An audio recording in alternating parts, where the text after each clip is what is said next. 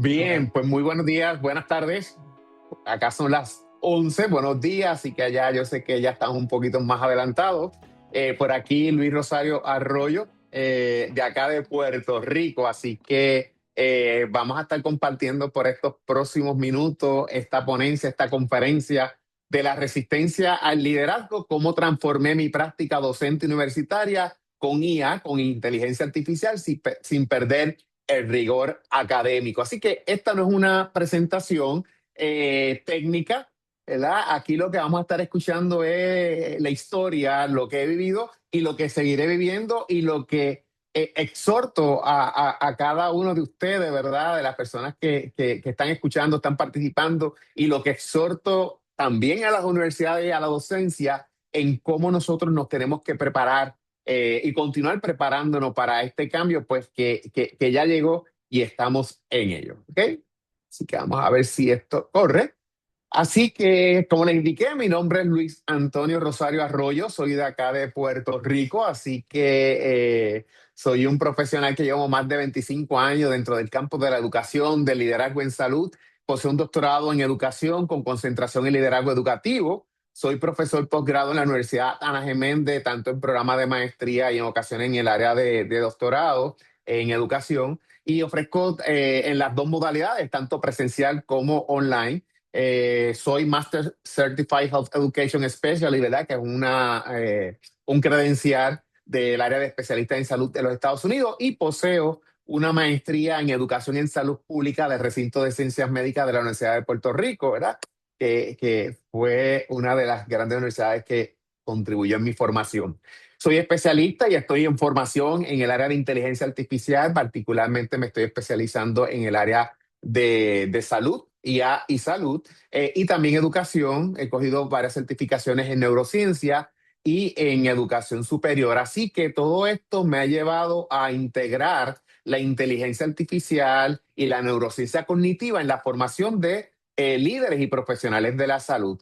Y soy presidente y fundador de la compañía LRA Health Strategies, que es una compañía dedicada a la consultoría en el área de salud pública y sobre todo en la capacitación, el desarrollo de profesionales y el liderazgo, ¿verdad? De los profesionales de la salud. Dicho eso, nos voy a abrir esta presentación con esta pregunta. ¿Y si el mayor riesgo no fuera la IA en el aula, sino el docente que se niega a entenderla? Esta es una pregunta, ¿verdad?, que nos debemos hacer mucho. Yo me la hice en un momento dado, y me la hice en un momento dado por un cuestionamiento de otro colega, profesor educador en salud y profesor universitario. Permítame por aquí un momento. Ok. Así que el mensaje central de hoy, lo que yo quiero compartir con ustedes hoy, es de la resistencia al liderazgo. Cuando un docente se forma deliberadamente en inteligencia artificial, deja de ser guardián del no y se convierte en un líder del cómo. Y esa es la reflexión que también yo le quiero traer a ustedes hoy, ¿verdad? De cómo pasar del prohibir, de decir el no utilizarlo.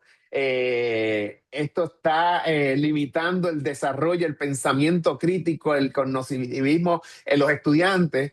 Y igual, pasar de ese guardián del no de prohibirlo a cómo convertirnos en un líder de cómo utilizarlo. Pero para ello, antes, nosotros nos tenemos que preparar, ¿verdad? Como docentes dentro de la academia. Así que definitivamente el problema real en la academia, ¿verdad? Que he visto y que se observa, es que ahora mismo la universidad se está enfrentando a dos caminos. Y a pesar de que ya está habiendo una adopción, ¿verdad? Se está incluyendo, se está permitiendo el uso de la inteligencia artificial dentro del campo universitario. Existen ya unas políticas de uso de la inteligencia artificial en el campo académico de la universidad. Ya hay políticas a nivel internacional, ¿verdad? Como la de la UNESCO, donde hablan sobre cómo utilizar la inteligencia artificial dentro del campo de la educación. Así que la universidad ahora mismo está enfrentando dos caminos, aunque ha ido transicionando, pero todavía falta, como les dije. y es que está el camino de prohibir, ¿verdad? Proteger lo conocido, mantener el control aparente, evitar el conflicto a corto plazo y desconectar al estudiante de su realidad profesional. Y esta parte es una parte que nos debe ocupar, es algo que nos llama la atención, nos debe llamar la atención, porque ahora mismo si nos ponemos a realizar revisión de literatura, a leer noticias, a escuchar otras conferencias, ya la inteligencia artificial está en el entorno laboral. Así que, por lo tanto, el prohibir el uso de la inteligencia artificial, el no proveer los medios dentro de la misma universidad, dentro de la misma formación, podemos estar entonces preparando profesionales que tengan cierta limitación. Así que el otro camino, que es hacia donde las universidades se deben mover, y esto es todo, ¿verdad? Parte de lo que he leído y más bien una reflexión, ¿verdad? Una autorreflexión mía. Así que el otro camino es liderar. Tenemos que llevar a preparar para lo real. Así que lo que mencioné anteriormente, tenemos que ir preparando a estos estudiantes que están en diferentes carreras dentro de la universidad o cursos técnicos, prepararlo para lo real, para lo que se va a estar enfrentando. Formarse deliberadamente. O sea, esto es algo bien, bien importante. Promover esta formación, dar a conocer para que también pasamos al otro punto que de hacer uso de la inteligencia artificial, hacerlo a través del área crítica y preservando, ¿verdad? La ética en la utilización y conectar el aula con el mundo profesional. Así que los estoy invitando, ¿verdad? Y la reflexión nos lleva a que tenemos que conectar esa aula, ese salón de clase, esos estudiantes que se están preparando al mundo profesional, y eso implica, ¿verdad? Eso implica de que tenemos que proveer los medios y las herramientas. Así que la mayoría en estos momentos están eligiendo, ¿verdad? El, el, el primer camino, el del prohibir. Y a veces el prohibir viene no solamente por el hecho de que no queremos que los estudiantes lo utilicen, es que la misma academia, los profesores, la gobernanza de la universidad, ante el temor y el desconocimiento, le es más fácil prohibir el uso. Y realmente es que hablamos también en ocasiones de una resistencia al cambio, y realmente la resistencia no es al cambio, la resistencia es que desconozco, no sé lo que es, no sé cómo utilizarla. Así que ahí es donde viene esos patrones, ¿verdad? Como de bloquear, de detener. Y la resistencia realmente es no conozco, no sé lo que es, quién me va a capacitar, quién me va a ayudar, qué herramientas va a proveer la universidad, qué le podemos ofrecer a la facultad, a los profesores. Así que por eso es que la gran mayoría, ¿verdad? Vamos a escuchar por ahí, eligen el primer camino. Y tan reciente como hace un año, una colega del área de enfermería, ¿verdad? La escuché hablando, luego van a conocer mi historia, ¿verdad? Ya esto es luego de yo haber superado la historia del uso de la inteligencia artificial en el campo de la educación, de que ella se resiste y que ella no permite y que ella regresa a trabajo cuando se detecta, cuando lo detecta, de que es hecho por la IA. Acto seguido viene y comenta, yo no tengo por qué aprender eso, lo que tenemos que aprender es la parte clínica, o sea, y realmente vamos a ver más adelante las diferentes utilidades que le podemos dar a la inteligencia artificial. Así que no podemos, ¿verdad?, actuar de manera inconsciente hasta cierto punto, y con respeto lo digo, de manera egoísta. Si yo no sé, no voy a permitir que otros sepan y aprendan, porque tenemos que conectar el aula, tenemos que conectar ese salón de clase, esos estudiantes que se están preparando para el campo laboral, para el mundo profesional, tenemos que conectarlo, y es la realidad a la que ellos se van a estar enfrentando. Así que, dicho esto también, definitivamente con ese dato que estoy presentando existe la brecha entre el aula y el mundo profesional. Y tenemos que tener la precaución, ¿verdad?, de que esa brecha no se expanda, al contrario, se debe achicar. Y miren lo que esas dos columnas que estamos viendo aquí, cómo la adopción real de la inteligencia artificial está en la universidad y está en el campo profesional. Ahora mismo el 16%, ¿verdad? Del aula universitaria, de la facultad, de los profesores, la ha adoptado. Sin embargo, en el campo laboral, en el campo profesional, el 85% ya ha adoptado en menor o mayor grado la inteligencia y el uso de la inteligencia artificial dentro del campo laboral. Así que eso nos debe llevar a pensar, o sea, dónde estamos y hacia dónde nos debemos mover. Y estos son datos, ¿verdad? Basados en la literatura de una revisión de un escrito reciente del 2025 de Ceballos Macias, que es una profesora de México. Así que miren, la consecuencia que estamos viendo es que estamos egresando estudiante, el estudiante que egresa está desconectado de la realidad de su disciplina profesional.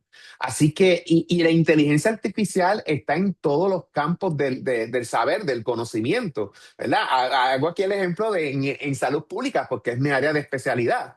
Pero ya está presente, o sea, en la salud pública, los epidemiólogos, los gestores clínicos, los gerentes, los administradores, los salubristas, ya usan la IA a diario en su práctica.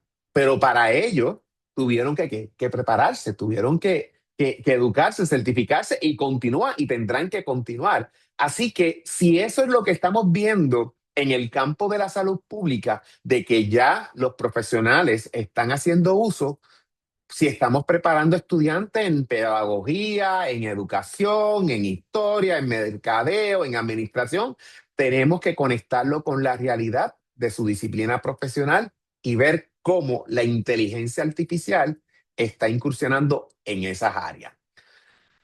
Así que la resistencia docente no es individual, es estructural. La resistencia docente no es individual, es estructural. Así que estamos hablando del sistema, ¿verdad? De la universidad. Y miren estas estadísticas que también son de Ceballos Macia, presentada en su artículo, donde dice que el 16% de los docentes universitarios se autodefine como impulsor activo de la inteligencia artificial en el aula. El 16% de docentes se autodefine como impulsor activo, o sea, que la está utilizando y la promueve. Sin embargo, tenemos otra estadística donde el 74% dice estar dispuesto a adoptar la inteligencia artificial. Así que hay disposición, hay disponibilidad del profesorado, ¿verdad? De utilizarla. Pero ¿qué pasa? La quiero adoptar, pero la mayoría aún no lo hace. Y eso nos lleva a reflexionar el por qué no lo hace. Y es parte de lo que estoy narrando y vamos a continuar escuchando de mi historia. Y el cuello de botella no es la herramienta, es la formación docente. Muchos dicen, el 74% dice, estoy dispuesta a adoptarla, pero la formación docente, mi formación previa, no estaba, eso no existía. La formación, el desarrollo profesional, el desarrollo académico, ¿verdad? Como profesor o como profesional, en estos momentos posiblemente no está proveyendo la capacitación que se requiere, esa formación docente con lo de la herramienta. Así que los invito a reflexionar. ¿Cuántos de ustedes están en ese 74% que dice sí, pero todavía no? ¿Quiénes están ahí? ¿Quiénes de ustedes están en ese 74%? Sí, la voy a adoptar, pero todavía no. Y los invito también a reflexionar el por qué todavía no. ¿Ok? Y ahí un elemento central es la formación que cada uno de nosotros tenemos. Si la IA ya está en el campo profesional, ¿qué estamos protegiendo cuando la prohibimos en el aula? ¿Qué es lo que estamos prohibiendo? Así que los invito a reflexionar, ¿verdad? Ya está fuera, ya está en las áreas de saber, ya están reclutando, ya uno de los requisitos, ¿verdad? Que requieren para reclutar a muchas personas, ¿verdad? A muchos puestos, están requiriendo dominio del uso de la inteligencia artificial. Así que si la están pidiendo afuera, ¿por qué la estamos protegiendo, la estamos prohibiendo en el aula? Así que aquí está mi punto de partida, ¿verdad? Y miren, mi resistencia fue real al principio, ¿verdad? Mi resistencia fue real. Yo acabo de incursionar. Ya la inteligencia artificial tiene su historia, pero ha sido en los últimos 5 y 6 años donde ha tenido más auge. Y yo diría que en el 22, 23, en los últimos 4 años es que hemos comenzado a escuchar esta gama de herramientas de inteligencia artificial o herramientas que utilizan la inteligencia artificial. Así que estamos trabajando con una experiencia previa, con una formación previa, ¿verdad? Con unos conocimientos que ya tenemos, con unas destrezas, con unas técnicas de enseñanza que ya tenemos, que la hemos adoptado, que entendemos que nos están funcionando. Así que mi resistencia inicial fue real, o sea, yo no vine a utilizar la inteligencia artificial convencido, sino vine siendo resistente. Así, ¿por qué esa resistencia? Mira, pues hay unos fundamentos, hay unos hechos. Más de 25 años defendiendo el rigor académico, ¿verdad? Y mi identidad profesional construida sobre estándares rigurosos de cómo debemos educar, de cómo los estudiantes deben demostrar cuáles son sus destrezas, cuáles son sus competencias, cómo estamos evaluando al estudiante. O sea que el querer adoptar la inteligencia artificial, posiblemente el cambiar ese paradigma, permitirlo, me va a llevar a mí a repensar cómo voy a evaluar, cómo voy a desarrollar, qué estrategias de enseñanza voy a estar implementando en la sala de clase. Un segundo punto, ¿verdad? Dentro de mi resistencia real fue el miedo que yo tenía. O sea, el miedo que yo tenía porque no la domino y el miedo que yo tenía a que la inteligencia artificial sea una autopista para la trampa estudiantil. O sea, me venía rápido a la mente el estudiante que haga uso de la inteligencia artificial, ¿verdad? Principalmente la inteligencia artificial generativa, como lo es ChatGPT, como lo es Cloud, como lo es Gemini y otras herramientas que ayudan en ese proceso de generar contenido, de redacción, que es una de las grandes utilidades que hay. Y para eso hay otras clases, ¿verdad? Y hay otros talleres que tenemos que desarrollar.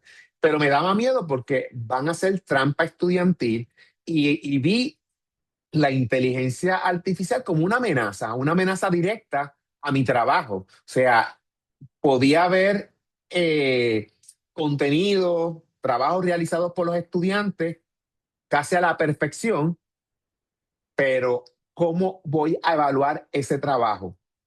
Está bien presentado, o sea, ¿cómo lo voy a evaluar? Señalando de que utilizó inteligencia artificial y está prohibido, no lo debe utilizar. Así que esa era parte de mi miedo. El miedo natural, ¿verdad? El reflejo natural de prohibir. Así que lo que acabo de explicar es lo más común, prohibirla ya que no deben utilizarla, tiene que ser trabajos originales. Siempre, o sea, a pesar de que se utiliza la inteligencia artificial, está la originalidad porque es nuevamente, por eso es que tenemos que educarnos y educar a los estudiantes. Tenemos que darle ese tono, esa voz. Se tiene que escuchar en eso que yo estoy trabajando, se tiene que ver mi estilo, tiene que reflejar mi tono de voz, ¿verdad? Y otros elementos que son bien importantes, que es donde se habla que la inteligencia artificial no me va a suplementar, no me va a suplantar, ¿verdad? No me va a sustituir, perdón. Así que, ¿por qué? Porque yo le tengo que dar mi tono, yo le tengo que dar esa voz que me caracteriza a mí. Y bien importante, ¿verdad? Una de los aspectos donde esa resistencia fue real era la convicción inicial. Esto compromete todo lo que enseño. Esto compromete todo lo que enseño. Y no era por pereza, ¿verdad? No era que yo no quería utilizarla, sino era por convicción. A mí no me convence. O sea, yo decía, a mí no me convence esto de la inteligencia artificial. Y eso era lo que se me hacía más fácil, ¿verdad? Lo más difícil, perdón, cambiar. Era que no estaba convencido, porque la pereza, pues uno pues la supera. Pero el hecho de que no estaba convencido, pues era la barrera que me impedía a mí dar un paso al frente para conocer, para capacitarme y tal vez, y también, perdón, el detener el desarrollo de los estudiantes. Así que la resistencia fue real y tenía su justificación. Así que tenemos que ir cambiando. Así que, ¿sabes lo que ocurrió? Pues una conversación con un colega cambió mi rumbo. Un colega en el entorno académico no me dijo úsala, no me dijo úsala, me hizo una pregunta que no supe responder y me llevó a la reflexión, ¿verdad? Y la pregunta que me hizo fue, si tus estudiantes van a usar la inteligencia artificial toda su vida profesional, ¿por qué no le estás enseñando a usarla bien? Así que no supe qué responder, ¿verdad? En ese momento no supe qué responder. Y ahí esa fue la pregunta, ¿verdad? Que me llevó a mí a cambiar, a reflexionar y a iniciar un proceso de cambio. Porque es cierto, si ya ellos la están utilizando y la van a utilizar en su vida profesional, como le indiqué, ya es en algunas disciplinas, en algunas profesiones, en algunas empresas y compañías, ya es requisito. ¿Por qué entonces yo no les voy a enseñar a usarla bien? Claro, para enseñarles a usarla bien, yo tengo que también capacitarme, tengo que aprender y tener esos conocimientos básicos para redirigirlo. Y otro aspecto bien importante, que eso lo vamos a ver más adelante, ¿qué está haciendo la academia entonces para ayudar a que los estudiantes conozcan qué es la inteligencia artificial y cómo utilizarla de manera correcta? Ya hay universidades que están incluyendo dentro de sus currículos de formación de diferentes disciplinas, están incluyendo cursos, ¿verdad? O clases sobre el tema de inteligencia artificial. Y posiblemente en un momento dado, compañeros, no va a ser un solo curso. Posiblemente dentro de ese currículo va a requerir más de un curso sobre la inteligencia artificial y sobre su uso. Y tal vez más de un curso porque, como les indiqué, existen cientos, y yo creo que ya hay miles de herramientas, programas, software que utilizan inteligencia artificial. Así que, por ejemplo, dentro del campo de la salud pública, el machine learning, ¿verdad? Que es parte de la inteligencia artificial, ese aprendizaje automático se utiliza ya en análisis estadístico, se utiliza en procesos de investigación. Así que si yo soy del campo de la salud pública, soy científico en el área de salud pública, pues tengo que aprender qué es la inteligencia artificial, los diferentes modelos, y voy a tener que aprender a utilizar herramientas en particular. ¿Ok? Así que, por lo tanto, ante ese cuestionamiento y esa autorreflexión y ese detente, pues decidí formarme en serio, ¿verdad? No improvisar. Yo soy una persona que me gusta leer, que me gusta estudiar, que me gusta capacitarme y me mantengo, ¿verdad? Buscando adiestramiento, capacitaciones y certificaciones. Así que ante esto de la inteligencia artificial, dije, tengo que formarme, tengo que capacitarme porque yo no voy a improvisar, porque voy a tener personas a mi lado, voy a tener estudiantes, como los he visto, que tienen mayores destrezas y dominio del uso de la inteligencia artificial. Así que yo tengo que prepararme también como profesor. Así que hice una ruta estructurada, ¿verdad? No, no fue algo accidental. Así que es algo que se puede replicar y no es algo, como menciona ahí, excepcional, ¿ok?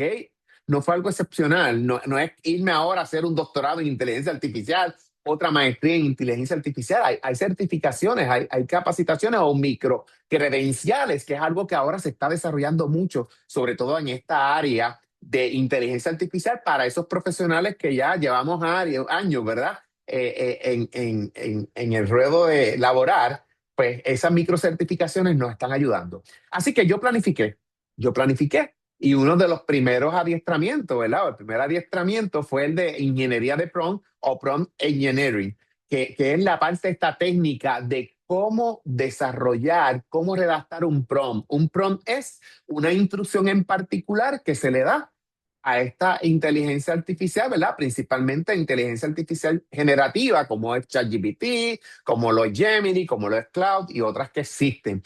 Así que, y eso hay que enseñarlo y yo tengo que aprenderlo porque mientras yo estructure ese prompt de manera correcta, lo redacte de manera correcta, el resultado que voy a obtener de ese sistema de inteligencia artificial va a ser el más correcto o el más parecido a lo que yo quiero obtener. Y me acuerdo, ¿verdad? Y aquí en Puerto Rico hay un profesor, el doctor José Ferrer, que está trabajando en la fase de capacitación y educación sobre inteligencia artificial. Con él fue con quien yo primero cogí este curso y he tomado muchísimos otros cursos. También tomé un curso, una certificación con el doctor Marcos Vélez, que el pasado año estuvo participando de esta actividad. Y dentro de los tantos que he tomado con ellos, hubo uno que tomé que me gustó mucho y me ayudó mucho. Y fue un curso, una certificación que él diseñó sobre cómo darle a la inteligencia artificial mi tono de voz, cómo comunicar correctamente, cómo comunicar utilizando mi estilo. Y eso es bien importante, ¿verdad? Que esos productos que obtenemos principalmente de inteligencia artificial generativa mantenga nuestro tono de voz, mantenga nuestro estilo, porque en ocasiones lo que produce es algo tan sofisticado que uno dice, wow, o sea, ese escrito es de libro, ¿verdad? Es bien editado. Otro de los cursos que tomé fue el diplomado en docencia con inteligencia artificial. Esto fue tomado por una organización también a nivel, que trabaja a nivel mundial por la población hispanoparlante, con sede en Colombia, donde nos explicaron, ¿verdad? Todo lo que es la inteligencia artificial y cómo la inteligencia artificial se tiene que adoptar dentro del campo educativo. Otro de los cursos fue en neurociencia cognitiva, ¿verdad? Aquí es neurociencia cognitiva aplicada a la educación y en particular neurociencia e inteligencia artificial, porque también he tomado varios dentro de esa área de neurociencia y es cómo aprende el cerebro. Así que he podido integrar cómo nosotros aprendemos, cómo podemos despertar esa curiosidad para que la gente aprenda, ¿verdad? Despierte el interés y cómo la inteligencia artificial se puede integrar para hacer ese proceso mucho más agradable, mucho más curioso, porque la curiosidad, ¿verdad? Ese elemento sorpresa va a despertar el interés en nosotros aprender, desarrollar nuestros conocimientos. También he participado de cursos de la Organización Panamericana de la Salud, en este caso Salud Digital, donde está el contexto también de inteligencia artificial dentro del campo de la salud pública. También el pasado año finalicé, en verano del año pasado, con la Universidad de Navarra, casualmente en España, una certificación de 7 meses sobre liderazgo en la era de la inteligencia artificial, liderazgo estratégico en la era de la inteligencia artificial. Y también otro certificado concurrente con el de la Universidad de Navarra, con la Universidad de Harvard, sobre la transformación digital en el cuidado de la salud, donde todo lo que se trae básicamente es la incursión de la inteligencia artificial dentro de el área de atención en salud. Así que la formación continua del docente, la formación continua de todo profesional, yo digo, ¿verdad? Aquí hablo docente porque estamos, principalmente somos casi todos profesores, somos todos profesores o maestros, pero esto es para todo el mundo. La formación continua del profesional no es un lujo, es un acto de liderazgo. Y como les comento yo a mis estudiantes y muchas veces a mis colegas, o sea, mi formación, mi preparación académica no finaliza con los 4 o 5 años de mi bachillerato o los 3 años del doctorado. Mi formación debe ser continua. El mundo va evolucionando, los conocimientos van cambiando, surgen nuevas teorías. Así que la formación del docente es un acto de liderazgo, así que yo tengo que liderarme yo mismo, ¿verdad? Y poder liderar a otros profesionales o a otros docentes a que tenemos que mantenernos en formación constante. Así que el capacitarse, el prepararse, no es un lujo, es un acto de liderazgo. Así que ya con todas esas capacitaciones, ¿verdad? Que les mencioné que tomé, ¿cómo esas capacitaciones las llevé entonces al aula? ¿Cómo lo llevé a la práctica? Así que cada certificación que tomé y que estaré tomando esto llegó al aula, así que he tenido que transformar, ¿verdad? Pedagógicamente el proceso de enseñanza. Así que esas capacitaciones no quedó en algo abstracto, sino que llegó y me llevó a la parte práctica. Así que un primer paso fue el diseño curricular con inteligencia artificial, ¿verdad? Así que y no era cambiar el currículo completo. He participado ahora mismo, participé en una revisión curricular en la universidad de la maestría en gerencia de servicios de salud, donde parte de ese rediseño curricular fue utilizando inteligencia artificial, pero buscando referencias, buscando cómo editar, buscando, identificando otros currículos parecidos. Así que para ello tuve que utilizar la ingeniería de prompt aplicada al campo de la salud pública, al campo de la gerencia, de la epidemiología, para buscar información, ¿verdad? Para rediseñar o editar contenido que estaba preparando dentro de esa revisión curricular. Así que esa fue una de las prácticas, ¿verdad?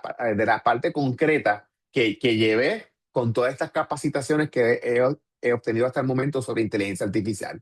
También la investigación con apoyo de la inteligencia artificial. Yo participé de un curso, de una certificación como coordinador de investigaciones clínicas y participé también de un curso de la Universidad de Puerto Rico, recinto de ciencias médicas, se conoce como título 5, que es desarrollar, proveer capacitación tanto a estudiantes como a profesores, a facultad, en el desarrollo de investigaciones translacional. Así que dentro de ese curso que tomé, parte del proyecto final era participar en una experiencia de investigación. Así que estuve con un doctor de recinto de ciencias médicas como co-investigador desarrollando una investigación para el cierre de ese curso.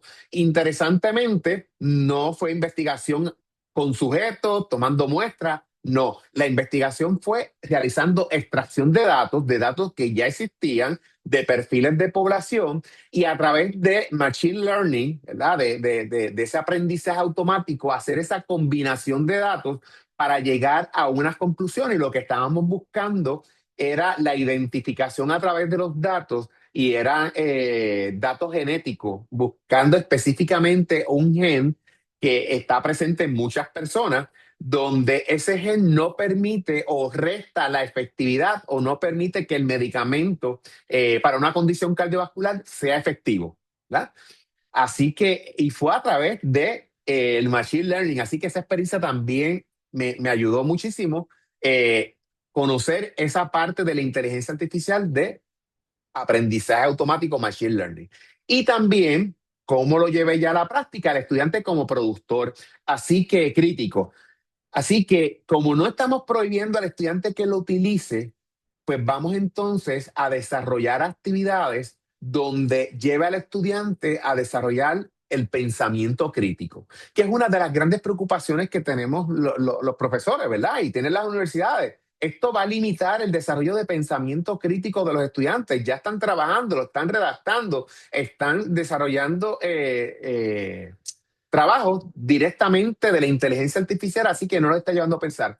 Pues, y vamos a ver más adelante detalle de ello en particular, pues tenemos que desarrollar otras actividades donde sí los invite a esa reflexión. Tenemos que llevar lo que si están utilizando la inteligencia artificial, cómo despertar esa curiosidad, cómo emplear la neurociencia cognitiva aplicada a la educación, que fue una de las certificaciones que tomé, para que ese pensamiento crítico se mantenga dentro del uso de la inteligencia artificial. Así que hablando de mi transformación, ¿verdad? Mi primer experimento en gestión clínica, como les indiqué, ¿verdad? Fue en el curso de administración y de gestión clínica en la maestría de gerencia de servicios de salud. Así que en ese primer experimento que yo hice, pues rediseñé ejercicios utilizando ingeniería de prompt, aplicando el análisis de casos clínicos y gestiones en el área de gestión de servicios. Así que la inteligencia artificial, esta parte de ingeniería de prompt, me ayudó a rediseñar unas actividades que yo tenía, apoyada entonces con revisión de literatura, donde Perplexity, que es otra de las herramientas, me ayudó a identificar unos artículos científicos de peer review, revisión de pares, para desarrollar iniciativas, laboratorios y estrategias dentro del salón de clase. Así que la inteligencia artificial en ingeniería de prompt me ayudó a desarrollar ese tipo de actividad.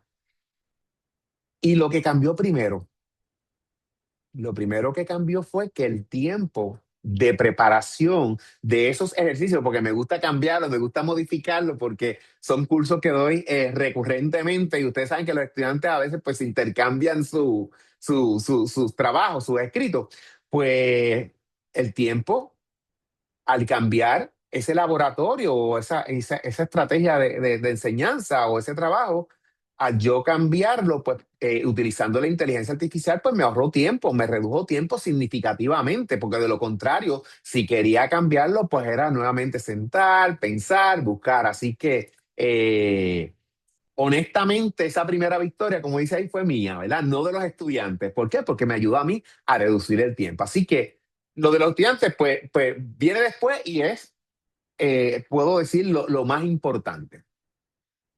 Dicho eso, entonces, ¿qué observé en mis estudiantes? ¿Qué se observa en los estudiantes, verdad? Y es una observación pedagógica mía como profesor, como docente. No es un estudio científico que es realizado, es lo anecdótico, lo que hemos vivido. Así que no es un estudio formal cuantitativo. ¿Qué ocurría antes? Los trabajos eran correctos, pero superficiales, ¿verdad? Sí, estaba bien escrito, bien redactado, tenía unos fundamentos, pero todavía como que quedaban medio vagos, todavía podía abundar más. Así que era parte de mi trabajo corregir, pedirle, darle retrocomunicación y pedirle pues que añadiera o que mejorara. Las argumentaciones generalmente usted le va a ver repetitiva, o sea, repetía lo que había dicho, había redactado en un trabajo anterior, lo había presentado en clase.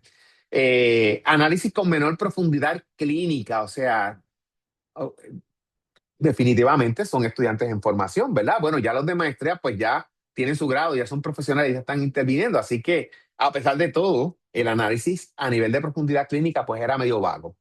Y las citas y las evidencias limitadas a lecturas obligatorias no buscaban, no daban ese esfuerzo a buscar más información que fuera la que estuviese en el currículo, como lecturas recomendadas, lecturas obligadas. A veces me decían, profesor, se me hace difícil buscar referencia para argumentar el ensayo, el análisis crítico o para realizar la presentación oral del caso que usted me presentó. Pues, ¿qué ocurrió después, verdad? Con la educación que le hemos estado dando a los estudiantes, pues miren, ya los trabajos son más profundos y mejor argumentados, o sea, están mejor desarrollados, más argumentados, ¿verdad? Y uno dice, pues, sí, lo utilizó inteligencia artificial, pero vamos a ver cómo es ese análisis, cuánta evidencia presenta, ¿verdad? Así que la evidencia debe ser mayor, debe tener más revisión de literatura, mayor referencia, mayor capacidad para defender sus posiciones. Así que el hecho de que lo haya trabajado con inteligencia artificial, que lo haya ayudado a generar, y mi educación va, y mi recomendación al estudiante para utilizarlo de manera correcta es, usted trabaje, usted redacte, usted identifique las referencias, busque inteligencia artificial que viene para identificar referencias y usted desarrolle su escrito y utilice la inteligencia artificial para ese proceso de generar, de mejorar el desarrollo de ese contenido. ¿Ok? Y en ese ejercicio uno puede percibir, y percibir no, se nota, es real, de que ellos pueden defender sus posiciones, ¿verdad? Hay unas posiciones que pueden defender con mayor información. Así que eso es ganancia, eso es lo que estamos obteniendo a través de la inteligencia artificial. Y también los estudiantes, yo he observado que llegan con preguntas más críticas. Mire, profesor, es que yo leí, es que yo revisé, identifiqué este artículo y cuando uno comienza a indagar con ellos, pues me dicen, no, fue que en la inteligencia artificial, en Perplexity, en Evidence, ¿verdad? Que son herramientas que existen, busqué y me trajo este tipo de información. Aparte, también en un principio, en un momento dado, y todavía ocurre, ¿verdad? El enseñarle, en ese después, en enseñarle a utilizar la inteligencia artificial de manera correcta. Una de las grandes fallas en muchas de estas inteligencias artificiales, como ChatGPT, Gemini, Cloud, unas en mayor y otras en menor grado, alucinan. A veces inventan información y se inventan las referencias. Y yo los pillaba. cuando me veía, porque yo venía y revisaba, yo revisaba el contenido, buscaba la referencia y me daba cuenta. Y ahí yo les regresaba la tarea, debes verificar las referencias citadas no existen, no son ubicadas, ¿verdad? Dentro de donde podemos ubicar esas referencias. Así que se utilizó inteligencia artificial. Recuerde declarar la cita que lo requiere la política de que hizo uso de la inteligencia artificial. Luego me escribían disculpándose, sí, que la habían utilizado, no habían citado de que la habían utilizado y que no habían revisado. Y ahí poco a poco ellos han ido aprendiendo y nosotros también como profesionales lo hemos ido aprendiendo. O sea, algo tan sencillo como si te da la inteligencia artificial, te da un producto de un escrito con referencia, lo mínimo que debes hacer es validar esa referencia. Ahora mismo aquí en Puerto Rico, hace poco, hace como algunas 3 semanas, hubo un caso legal donde unos abogados hicieron uso de la inteligencia artificial preparando y documentando un caso. Y resultó que las fuentes no existían, los casos no existían y fue una situación bien seria, bien incómoda, casi hasta el punto, ¿verdad? Ellos salieron públicamente pidieron disculpas, pero se corrieron el riesgo de que iban a perder su licencia profesional. Así que de eso es que se trata. Por eso es que tenemos que enseñar, la universidad tiene que estar. Y la otra fase, ¿verdad? Esa transformación de la práctica investigativa al aula, como le indiqué, ¿verdad? Como co-investigador del estudio de farmacogenómica con Machine Learning, pues aprendí esa rigurosidad de utilizar la inteligencia artificial para esa relación de la propuesta, para la justificación, inclusive para esas preguntas de investigación, hipótesis de investigación, poderlas trabajar, rediseñarlas. Pero ¿cómo llevé ese proceso de esa experiencia, de esa capacitación que yo tuve en esa área de investigación? Pues el curso de investigación que también doy a nivel de maestría, pues enseñar los métodos de investigación, cómo utilizando la inteligencia artificial podemos hacer revisión de literatura, podemos hacer codificaciones y análisis preliminares. Y el uso de la inteligencia artificial en la investigación no sustituye al investigador. O sea, lo que estamos haciendo es vigilar que ese diseño metodológico cumpla. Así que ahí está mi parte humana, mi parte personal, si queremos decirlo así, siempre va a estar. Yo como investigador, la IA no va a sustituir al investigador. El investigador va a estar porque tiene que asegurarse que esa metodología cumple con el rigor metodológico, el juicio clínico, esa parte de análisis y pensamiento crítico, esa interpretación contextual, la damos nosotros, los humanos. Y como le indiqué, ¿verdad? Pues he aplicado esta inteligencia, este concepto de inteligencia artificial en estos procesos de maestría en cuanto a redacción de propuestas de investigación para los estudiantes graduados. Así que en la otra área, como les mencioné, ¿verdad? De la transformación ya en la práctica, el estudiante como productor crítico, la neurociencia cognitiva redefinió mi diseño instruccional. Así que también ese concepto de neurociencia aplicada, cognitiva aplicada a la educación, la neurociencia y la inteligencia artificial, me llevó a cómo rediseñar ese proceso de enseñanza y aprendizaje. Antes el estudiante recibía información. Así que ahora estoy llevando al estudiante que se utiliza la inteligencia artificial, sea para generar, sea para cuestionar y sea para fundamentar sus conocimientos, ¿verdad? Así que estamos llevando a que ese proceso de educación de llevar el mensaje, llevar la información y que ellos la reciban y la internalicen, no, vamos entonces a llevar lo que ellos mismos también puedan generar sus conocimientos, cuestionarse, fundamentar, despertar esa curiosidad de lo que ellos quieren aprender y cómo lo quieren aprender. Porque todos tenemos la capacidad y las destrezas para aprender. Y muchas veces limitamos el potencial. Lo que sucede es que hay diferentes maneras de aprender y como estamos encajonados a un solo estilo, a un solo diseño, pues se nos hace difícil. Así que la IA es el punto de partida, no de llegada, ¿verdad? Tenemos que cambiar ese concepto y ese paradigma, ¿verdad? Que muchos han creído que es el punto de llegada, la inteligencia artificial me va a llevar aquí, no. La inteligencia artificial es una herramienta que me va a llevar a partir, a iniciar un proceso, a construir un proceso de enseñanza-aprendizaje. Así que el insight que lo cambió todo, el rigor académico no se pierde con la inteligencia artificial, se redefine. Una pregunta correcta ya no es, ¿uso IA? Es, pienso críticamente. Así que, ¿verdad? Durante toda esta experiencia y lo que he querido compartir con ustedes es que realmente la inteligencia artificial, o sea, no me ha limitado o no me ha eliminado ese rigor académico, o sea, no lo he perdido, lo está redefiniendo. Lo está redefiniendo por todo lo que le acabo de pensar, ¿verdad? Así que yo no, ya no debe ser la pregunta si uso IA, es cómo la estoy utilizando, pienso críticamente. Y cómo cambia la evaluación cuando aceptas la palabra correcta, ¿verdad? La pregunta correcta que acabamos de ver es, ya no evalúo si el texto fue escrito con IA.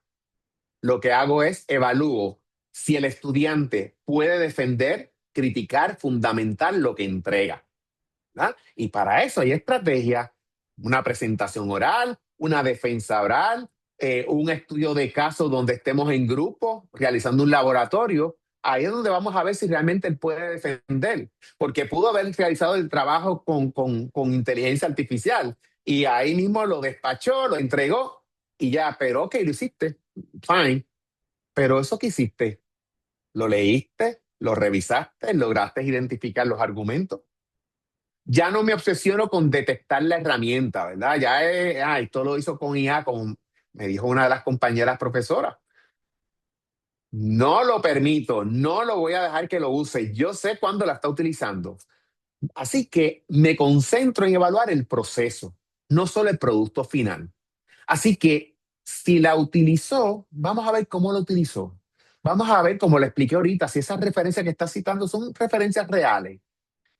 Pasó el ejercicio de evaluar críticamente el resultado de ese producto que le dio la IA, que algo tan sencillo es verificar las referencias.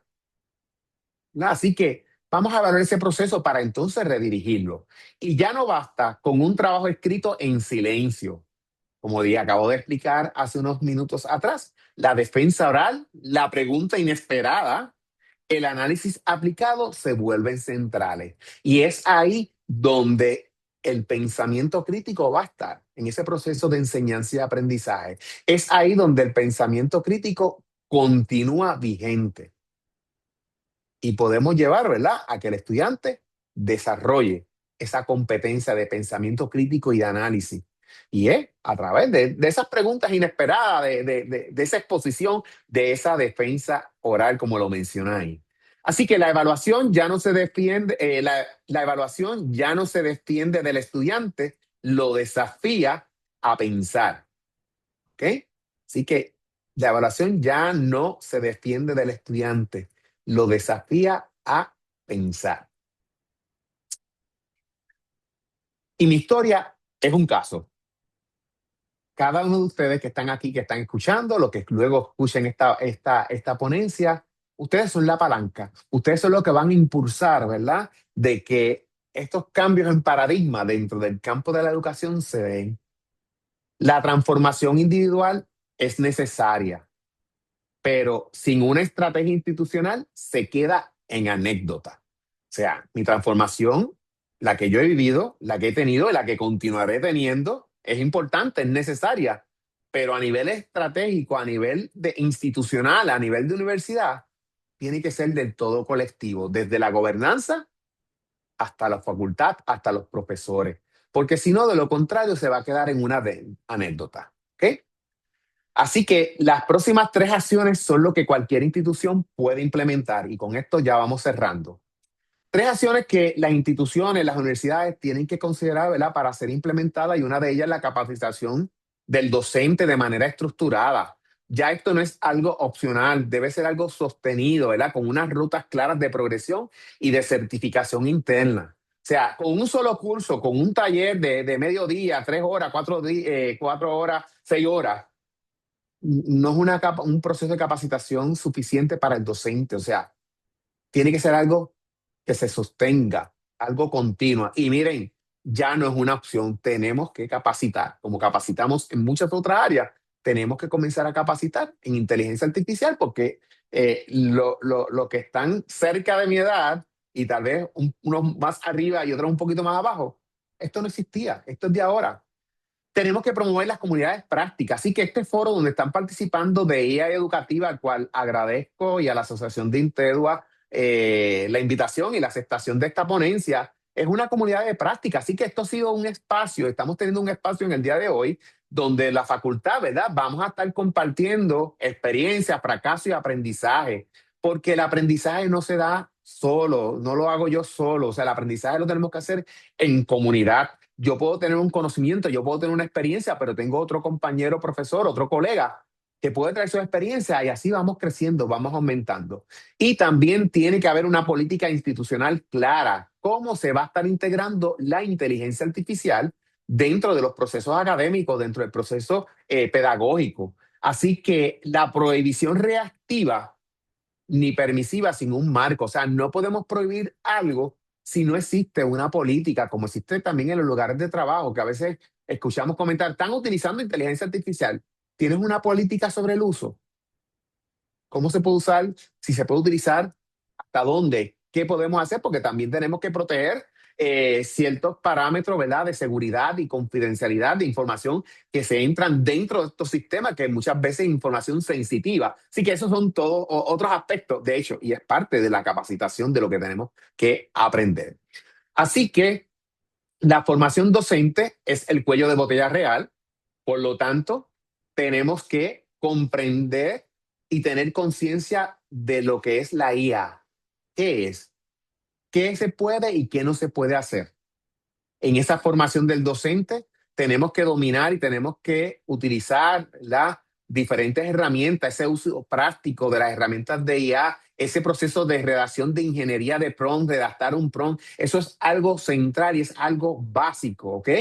Y cómo vamos a integrar, aplicar la inteligencia artificial en ese proceso de integración pedagógica. Bien importante la evaluación crítica de su impacto, ¿verdad? Esa valoración ética, los sesgos, tenemos que cuidarnos bien de que no haya sesgo, el uso de la información que es privada, las consecuencias. También algo bien importante y de gran impacto es que, como hemos hablado en el pasado, en la tecnología que ha surgido, hay una gran brecha. La inteligencia artificial tenemos que cuidar dentro del campo educativo, dentro del campo de formación de profesionales, que esa brecha en la digitalización, en la transformación digital, en la tecnología y en el uso de la IA, esa brecha se amplíe, ¿verdad?